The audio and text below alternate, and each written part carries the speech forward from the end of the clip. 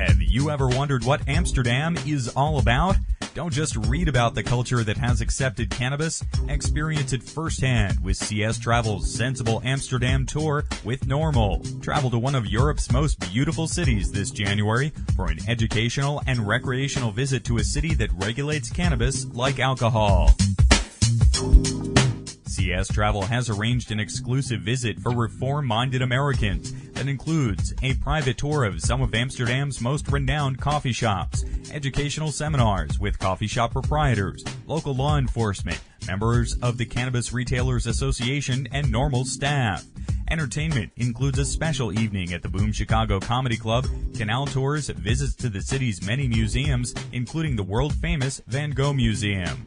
Don't just wonder about Amsterdam, experience the beauty and freedom of this unique city firsthand with CS Travel and NORML's Sensible Amsterdam Tour. Pricing information is available online at coffeeshoptravel.com. That's coffeeshoptravel.com. Or call toll-free at 800-816-1846. That's 800-816-1846. Be a sensible American. Visit Amsterdam with CS Travel and NORML this January. Call 1-800-816-1846 right now to book your trip. More information is available at norml.org.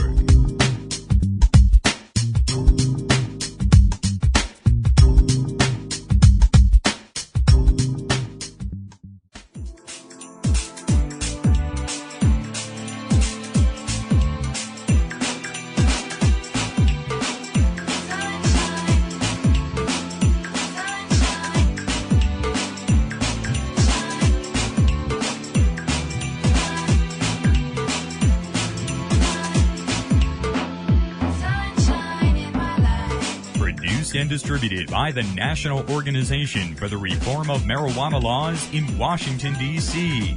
This is your daily audio stash, the growing truth about cannabis. Welcome to the most popular audio podcast regarding marijuana in all of America and all the world, featuring interviews with scientists, politicians, doctors, prohibition policy activists, regular cannabis consumers, musicians, and NORML staff and NORML's board of directors, along with music and comedy no other podcast can offer. You can always find out more about the show at our website, normalaudiostash.com. We're ending marijuana prohibition with education, one listener at a time.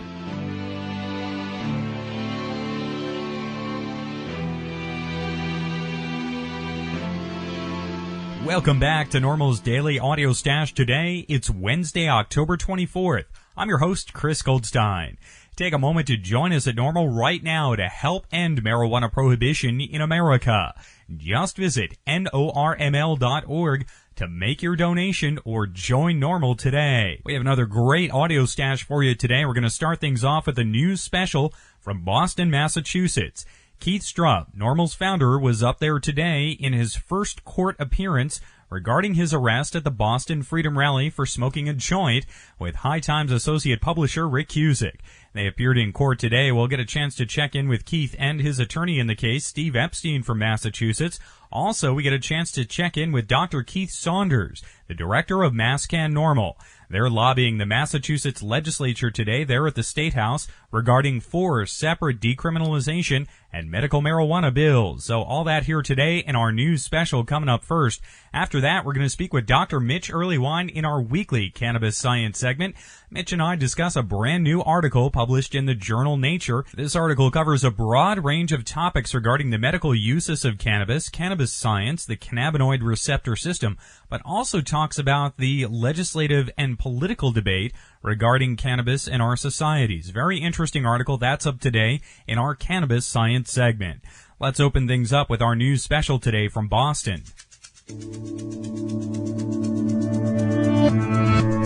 In our news special today, we're going to speak with Keith Strupp from Boston, Massachusetts. We'll also get a chance to speak with criminal defense attorney Steve Epstein there and Dr. Keith Saunders, the executive director of MassCan NORML. On September 15th of this year, at the annual Boston Freedom Rally on the Boston Common, There were about 60 arrests for marijuana violations at the event, which hosted over 10,000 attendees. 2 of those arrests were very high profile, pun slightly intended there. Keith Strupp, the founder of NORML, and Rick Cusick, the associate publisher at High Times magazine, were arrested by an undercover Boston police officer while smoking a joint. We covered the arrest here on the Audio Stash and spoke with Rick and Keith just after their release that day. But today, in Boston, Keith and Rick had their first day in court over those arrests. Mask and NORML is also holding a state legislative lobbying day today at the Massachusetts State House. We got a chance to check in with Keith Strupp, his attorney, and Dr. Keith Saunders of Mascan via phone just after 12 noon today to discuss the case and their lobbying efforts. First, let's welcome Keith Strupp. Keith, welcome back to the Audio Stash today. Thanks. Always nice to be with you, Chris. Thank you again for joining us today, Keith. First, tell us how the court appearance went.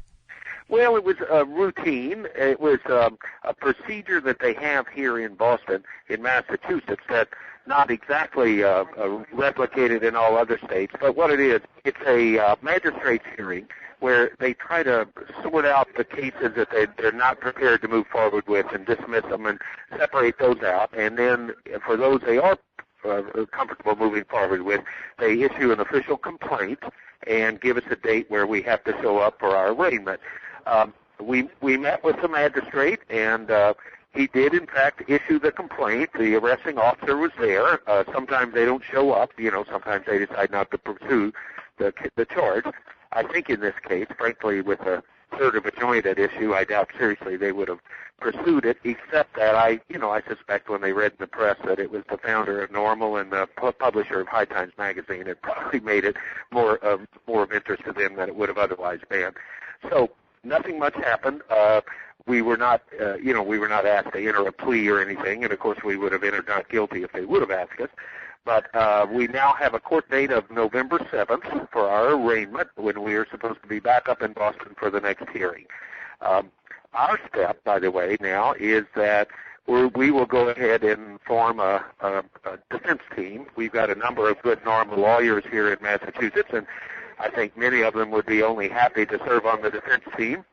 And so our goal will be to see if we can put marijuana prohibition on trial in Massachusetts. Obviously, there's not a hell of a lot at risk here. A third of a joint, nobody's going to go to jail, neither Rick nor myself.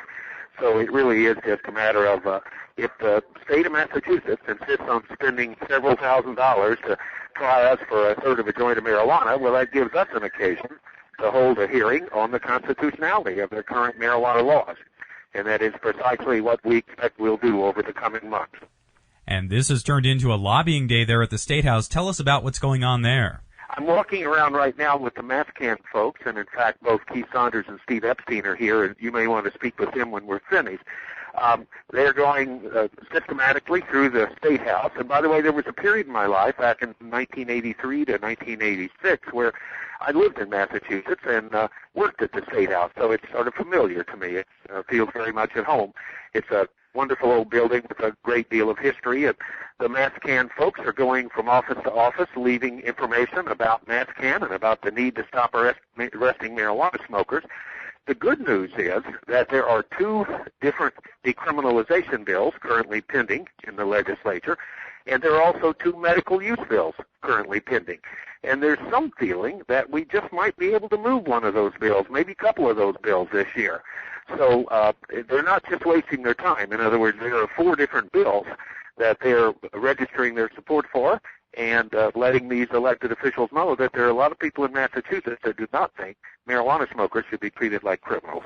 And what kind of response have you received for these lobbying efforts so far? Well, whenever you're walking around lobbying like we are today, you end up dealing primarily with their legislative aides because the senators are either on the floor of the Senate or they're out at a meeting someplace. So we haven't dealt with a lot of members, but I will tell you that the staff members are mostly young people. They're people in their 20s and 30s, and frankly, they're delighted to see us when we walk in. I would suspect that 3 out of 4 of them are probably true believers. A good number of them, I suspect, are current smokers, and they're delighted to see Mascan NORML working the legislature. Most of the staff would like to see marijuana decriminalized. I think the more important question, of course, is do they have the influence to persuade the people they work for to vote in favor of our bills and maybe even to co-sponsor our bills. But it's very promising and very optimistic. You can't help but feel optimistic when you walk through the State House and have so many people giving you a signs up. And Keith, how important is it to work with these legislative staffers? In most cases, I don't think you can change state laws legislatively without putting in an enormous amount of time, getting to know the various staff members, getting to know, who's on your side, who has the ear of the senator, which senator may have kids that are of the age where they may be smokers themselves, and therefore, they need to. It's not always a matter of whether they like marijuana smoking. Partly it is a matter of defense. What happens if your son or your daughter gets popped? Are they going to carry a criminal record for the rest of their life? Are they going to be threatened with jail? So I think for a lot of these people, they recognize that whether or not they like marijuana smoking, it's a fact of life. The recent national survey data shows that there's a higher percentage of smokers, I think, in Massachusetts than in any other state in the country. So there's some real support here. Righto. Well, Keith, many thanks for joining us here today to discuss the happenings there in Boston. Next up, we're going to get attorney Steve Epstein on the line, who represented Rick and Keith in court today. Steve, welcome back to the show. Thanks again for joining us. Good to be back. Now, Steve, Keith mentioned that this was a hearing today before a magistrate judge. Tell us a little bit about that procedure. Well, if you're not arrested for a misdemeanor under Massachusetts law, you're entitled to have a hearing before a clerk magistrate to determine whether there is probable cause for a complaint to issue. And that's the hearing we had today. If you would, tell us about what happened before the judge there. Well, they don't pose any questions to the defendant, who has an absolute right to remain silent, nor do they pose any questions to me other than is there anything you would like to say, Mr. Epstein? And I asked the officer a couple of questions concerning how he knew it was a marijuana cigarette, which he didn't answer well, and basically told the clerk magistrate in most instances that, assuming you found probable cause, the only thing would be if Mr. Walsh, Sergeant Walsh, who was the arresting officer, I shouldn't say arresting, the seizing officer, because they weren't arrested, the seizing officer, if he wanted to just have the case sit in limbo for a period of time, and if they stayed out of trouble. And since Sergeant Walsh didn't agree to that, the complaint's issued, which isn't a problem for us. In fact, after Rick had left the room, he was second. The magistrate said to me, well, all your clients had to do was apologize, and I explained to him that the founder of NORML and an editor of High Times are not going to be apologizing. Indeed, indeed. And that's what makes this sort of a classic social justice case. Here we have Keith and Rick certainly not ashamed or even sorry for their actions, but we have the law coming down on them for those very same actions. So this small arrest could turn into an important case. We don't know how important it gets until December 7th, when I get my first chance to talk to a district attorney and tell him that, A, we're going to want a motion to suppress, and B, we're probably going to challenge the constitutionality of the statute. And there is no doubt in my mind that Mr. Kissick and Mr. Strupp are going to want to go to jury trial if they don't get on any dispositive motions. The Commonwealth will end up spending far more money than Keith or Rick are likely to have imposed on them in fines and costs. And so it'll be a show trial. We know that. We'll have fun. I don't know what Keith had to say to you, but we're planning on putting together a defense team that will have some of the best and brightest in Massachusetts on it, and see whether we can't get a district court judge to agree with us that the law is unconstitutional. And does this case with Keith and Rick perhaps have the potential to go further than these local courts, perhaps to the state Supreme Court there? Oh, I think that if we want to appeal it will, because I don't think a district court judge is going to find the law unconstitutional. It's theoretically possible, but we'll have a basis for an appeal and a basis to stay any imposed prison sentence. Righto. No, I shouldn't say prison, because it would be a house of correction sentence, but because we're looking only at a 6-month maximum, and For first-time offenders, the judge has to give them probation, or he has to do heavy lifting anyway to explain why he's going to put them in jail. Righto, Steve. Well, many thanks again for joining us today. And coming up next on the line here at the Boston State House, we're going to speak with Dr. Keith Saunders, the director of MassCan NORML. Dr. Saunders, welcome here to the Audio Stash today. It's great to be here, Chris. Great to speak with you again, Keith. Now, tell us about the bills you're lobbying for today. Well, what we're doing in Massachusetts, we have two medicinal marijuana bills that we're trying to draw people's representatives and senators' attentions to right now in particular. And those two medicinal marijuana bills would be much like the legislation that has been enacted in Rhode Island and two other New England states, Maine and Vermont, which would allow for a patient who has a written recommendation from their doctor and the approval of their caregivers to use marijuana, to produce it and consume it as they need, the doctor says that they see fit. And we also have a couple of decriminalization bills, both of them in the Senate, and what they would do is they would impose a civil fine for the possession of marijuana. The difference between those bills is really in the amount of money that the fine would consist of. One sets the penalty at $250, and the other sets it at a range between $100 and $500. And how have you gauged the response so far to these proposed bills? The response has been fairly positive. Staffers tend to be well within the demographic where they're very familiar with marijuana use, whether they've used it themselves or not. They know people, obviously, when they were in college, their classmates were doing it. And so they usually have a smile, and they're very glad to talk about it for a brief period there, and they're fairly receptive. Now, whether that will translate into their employers, the senators and the representatives voting in favor is a separate question, but I think that we have the staff support. And when will the legislature begin considering some of these bills? Well, the first hearing in the committee that we have is on one of the decriminalization bills, and that is scheduled for the 5th of November, and the other bills have not yet been scheduled for hearings. We have, in the past year, we had a decriminalization bill that actually went beyond committee. It didn't quite get to the floor for a vote, but at least it was recommended or referred past the committee, so it seems like there is some forward motion happening here. And if you would, tell us a bit about the legislative process there in Massachusetts. Well, the way that it works out is that the bills have been filed by representatives and senators. They have been sent to their various committees, and then it's up to the chairs of the committees to decide which bills are going to have hearings. And so they schedule hearings. After they go through the hearing process, the committee can decide to send it then to the House or the Senate, depending upon which chamber the bill was introduced. And if the Speaker of the House or the President of the Senate decides that this is something that should be voted on, they can move it forward, or through a majority vote of the representatives or senators, they can also move forward and then proceed to vote. Pending a successful vote and approval of either one of these measures, it would then end up on our governor's desk for him to either sign or veto. Now, there have been a number of individual towns who have passed marijuana liberalization measures in Massachusetts, so this issue is certainly not a foreign one to the Massachusetts residents there. Yes, there are a variety of towns that have made marijuana law enforcement the lowest police priority. It's a patchwork. One of the problems that we have here is that it is so discretionary that as police can choose to arrest people or choose to let them go. For our case here in Boston, we hold the Freedom Rally on the Common, and every year dozens of people get arrested. And this year it was Keith Strupp and Rick Cusick who ended up being among the arrestees.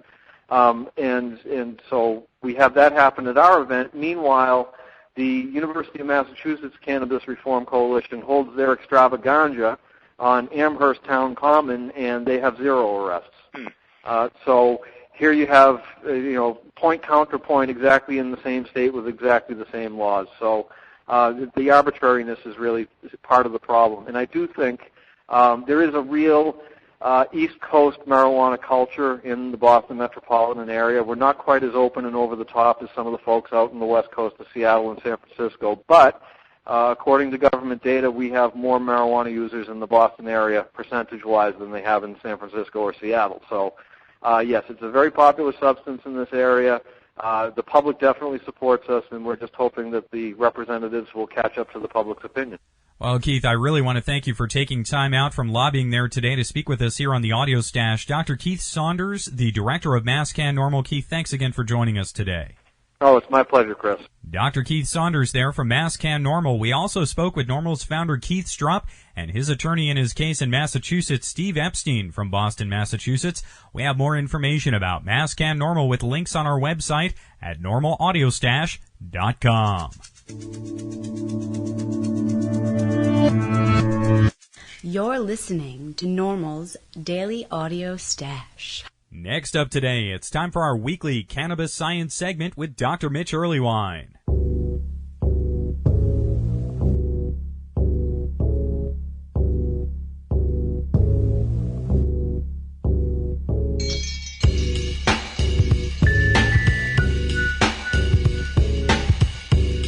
Wednesday here on the Audio Stash, we get to talk about the science of cannabis with Dr. Mitch Earlywine. Mitch is professor of psychology at the State University of New York. He's author of Understanding Marijuana, A New Look at the Scientific Evidence, editor of the new book Pot Politics, and he's got a very new book coming out this winter called A Parent's Guide to Marijuana. You can also catch a monthly column by Mitch in High Times magazine. Mitch, welcome back to the show today. Thanks for having me back, Chris. Great to speak with you again, as always, this week. Today we're going to discuss a new article published in the journal Nature. That came out last week. The article is entitled Cannabis, the Mind and Society, the Hash Realities. Even the editors at Nature and the scientists enjoy some double entendres in their headlines, it seems. But this article was a very comprehensive piece that offers the full history of cannabis, the new discoveries regarding the cannabinoid receptor system, and also covers a lot of ground in the political and legislative debate. I know you got a chance to read the paper. What were your initial reactions to the piece? It's funny, Chris, because I realized my own prejudices can work against me. When I saw Robin Murray had something in Nature Reviews, I thought, oh, great, it's going to be another inflammatory harping on cannabis and schizophrenia or something, when in fact the article itself, although I could certainly point to some things that I perceive as biased, is as even-handed as I have really seen in one of these kinds of journals. And I was particularly struck by the endnote, which is basically the authors go through a reasonable summary of negative consequences of cannabis use and how rare they are and how severe they might be in a very small subset of people, but how generally they aren't particularly troublesome. But then, really do lay out their perceptions of cannabis inducing mental illness in a small group of people and cannabis creating dependence in a small group of people. And then I thought, okay, now they're going to gear up for the big, let's make sure it stays illegal forever. And in fact, they go quite in another direction and point out that really legislative status has very little impact on cannabis use and cannabis problems, and that public education and, an approach that really makes the risks of excessive use known works a hell of a lot better than tossing folks in jail and arresting 800,000 a year and things like that. And I was just so delighted that here's a guy who clearly sees this literature in a different light from the way I do, but would still come to a comparable conclusion. That gives me a lot of hope. And is it Murray's own work that has kind of rekindled this cannabis classification debate in the UK? He has been behind some of the pushes to change the classification, but only very loosely. So his work on this summary of some of the cannabis use and psychosis literature is relatively matter-of-fact, but unfortunately he does end up repeating some of the things that I think are sort of overstatements about cannabis and psychosis, and the slip from psychosis to schizophrenia as if these two things are equivalent is very quick and often sometimes a little weaselly, if you will. But the fact that he's willing to publish something that basically says that public opinion is more important than legislation on keeping these problems to a minimum really is, a source of optimism. Now, in the first portion of this article, the authors cover the history of cannabis going back thousands of years. Is it better to look at this whole history rather than focus with sort of microscopic detail on a specific study, do you think? I think it's better, and I harped on a lot of this in Understanding Marijuana in the first chapter, that we've really got literally thousands and thousands of years of history with this plant, and the negative consequences still aren't what they're alleged to be. I think he was elegant in pointing out that some of the things that we suspected in the past, both good and bad, have turned out once our research methods have improved. But many of the other things, again, both good and bad about the plant, have not panned out, and I felt like it was neat that the things he chose to emphasize in his timeline on the history of cannabis were not all negative or all positive, but rather matter of fact, although, of course, the fact that he mentions NORML by name had to warm my heart. Indeed, the foundation of NORML is noted right on the timeline as an important event in the history of cannabis.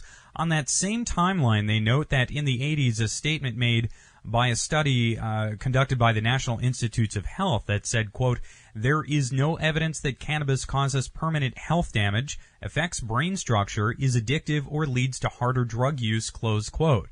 And the authors of this article in Nature kind of wonder aloud in this piece why such statements by the National Institutes of Health and others in our recent history have not been taken more seriously by legislators.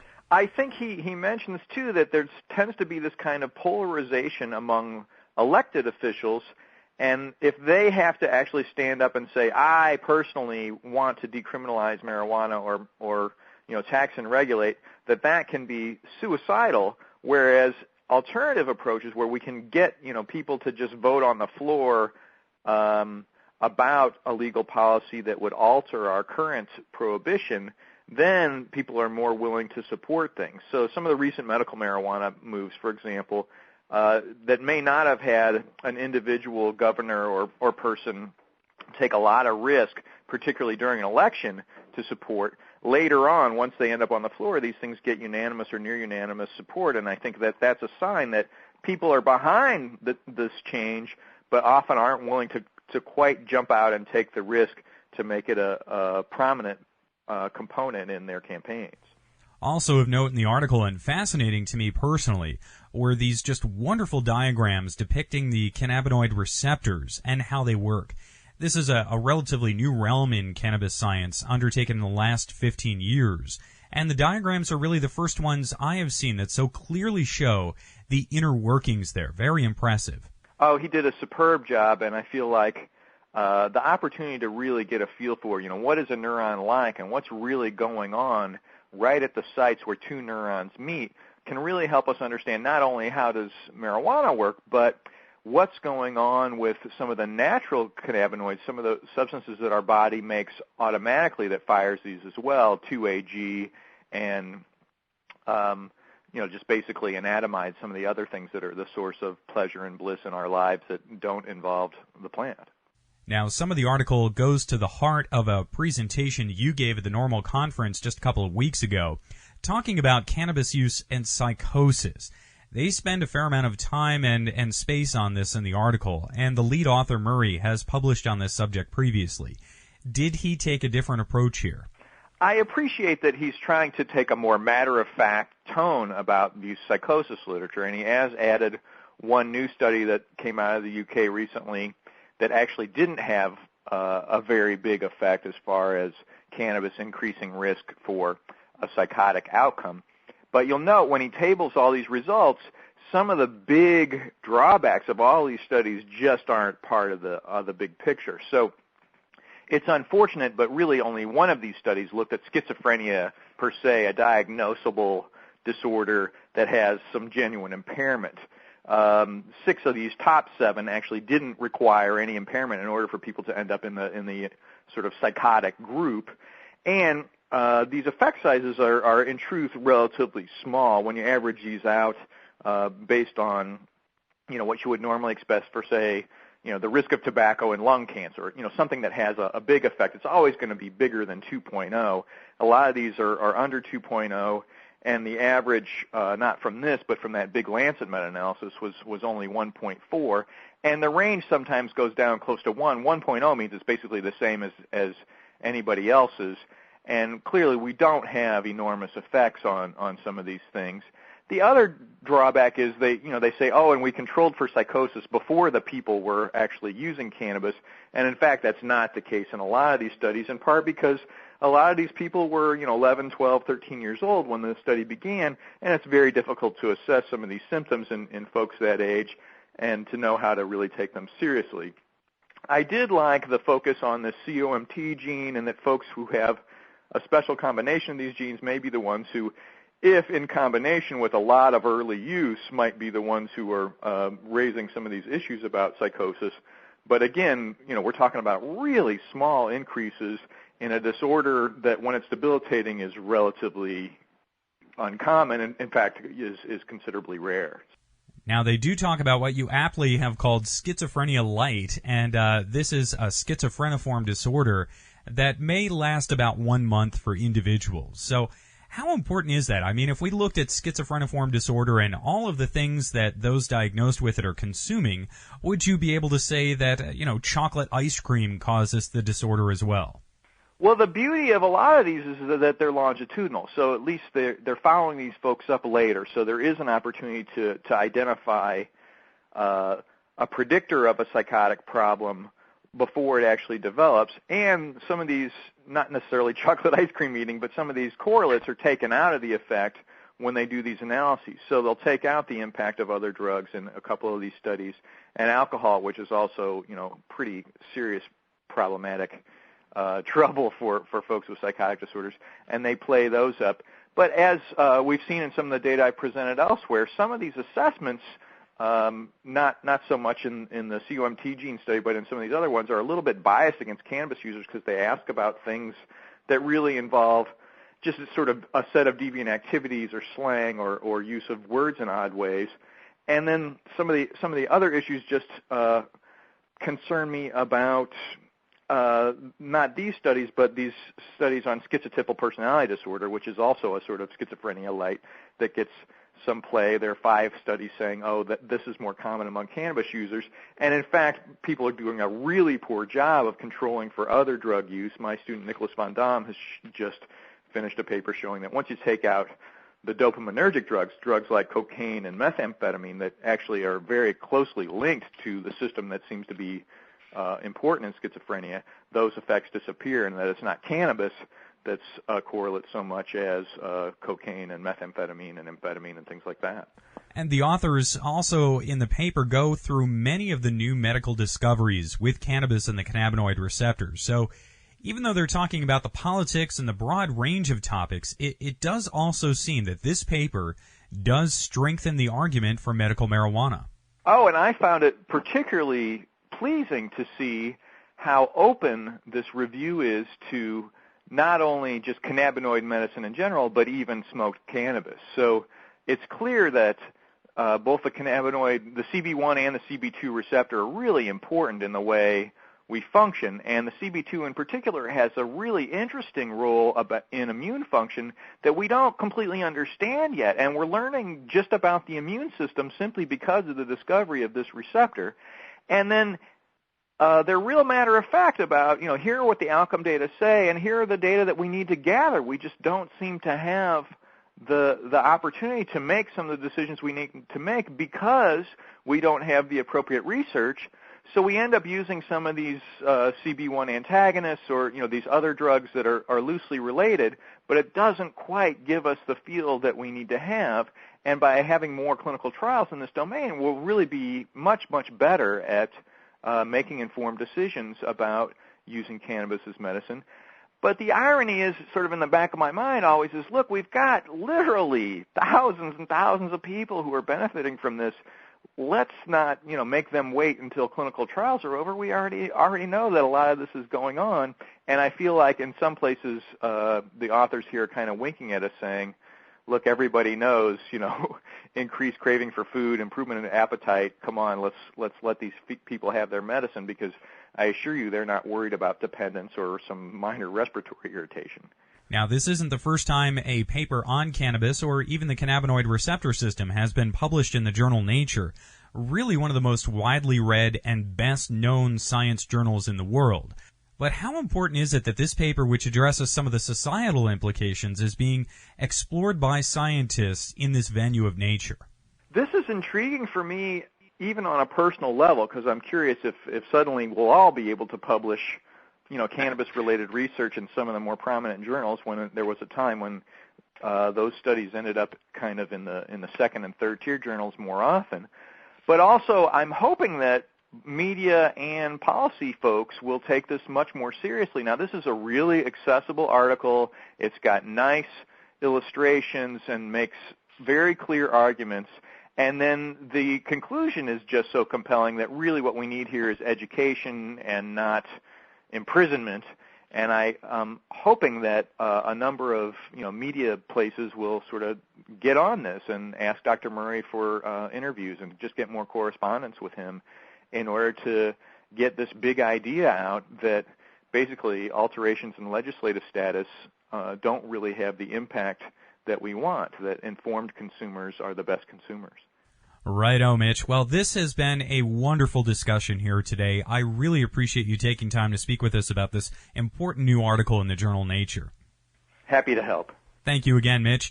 Dr. Mitch Earleywine is professor of psychology at the State University of New York. He's author of Understanding Marijuana, a new look at the scientific evidence. He's got a new book coming out this winter called A Parent's Guide to Marijuana, and you can catch a monthly column by Mitch in High Times Magazine.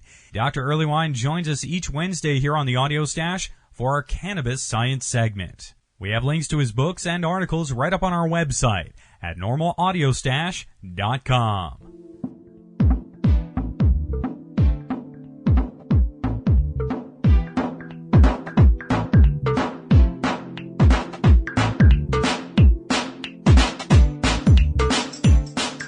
Listening to NORML's Daily Audio Stash, the growing truth about cannabis.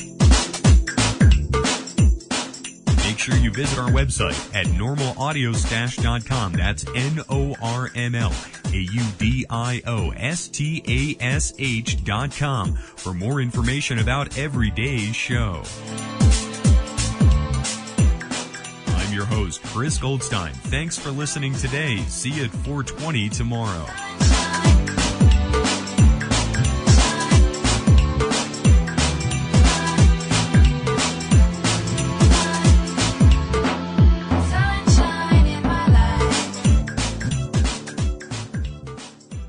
The podcasting technology of NORML is made possible by Red Aphid Interactive Media. More information at redaphid.com.